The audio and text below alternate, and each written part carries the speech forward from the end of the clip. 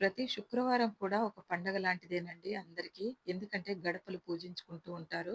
మంగళవారం కానీ, ఏదన్నా పండగల రోజులు, ఏకాదశులు ఏదన్నా మనకి మంచి రోజున్నప్పుడు, పండుగ రోజు అన్నిటికి మనం ఇలా గడపలు తుడుచుకొని బొట్లు పెట్టుకుంటామండి. చాలామంది పెయింట్ వేయించుకొని ఇంకా బొట్లు పెట్టరండి. కొంతమందికి అలవాటుంటుంది పెట్టుకుంటారండి. కానీ అలా మన ఊరికే కట్టె మీద ఊరికే మనం ఇప్పుడు ఆ దర్వాజాలున్నాయి కదండీ!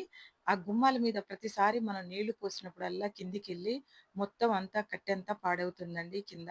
అందుకనే మా ఓనర్ ఆంటీ అంటుంది, "మీరు నీళ్లు చల్లొద్దమ్మా ఒట్టిగా గుడ్డ వేసి తుడుచుకోండి.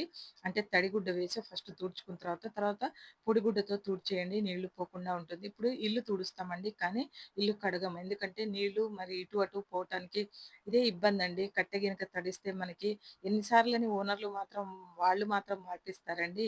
మనము కిరాయిలకుంటున్నామంటే ఇలాంటి ఇల్లు కావాలనే కదా ఉంటున్నామండి. మందిళ్ళని ఆగం చేయకుండా మనం కూడా మంచిగా ఉంటే మనకు కూడా ఏదన్నా ఒకరోజు ఈ కిరాయికుండే బాధ మాత్రం తప్పుతదండి. ప్రతి ఒక్కరూ ఆలోచించాలండి. ఎందుకంటే ప్రతి ఒక్కరికి నేను అంటలేదండి. నేను మాత్రం ఇలాగే చూసుకుంటాను. ఏదైనా ఒకరోజు నాకు పోయిన ఇల్లైనా, ఉన్న ఇల్లైనా ఏదో ఒకటి గుడిసెనో ఏదో ఒకటి రాసిపెట్టి ఉంటాడు భగవంతుడు. అది మాత్రం నాకిచ్చేయాలని కోరుకుంటూ నేను ఈ ఇంటికి బంగారంలా చాకిరీ చేసుకుంటానండి. ఎందుకంటే ఉన్నంత సేపు మన ఇల్లేనండి. ఇంటికి రెంట్ కడుతున్నాము. మనం అందులో ఉంటున్నాము. మనం ఇంటి రెంట్ కడుతున్నామని చెప్పి మన ఓనర్‌లు ఇప్పుడు మన ఇంటికొచ్చినోళ్ళు "మీ ఓనర్ ఇల్లేనా ఇది?" అని అడుగుతారండి.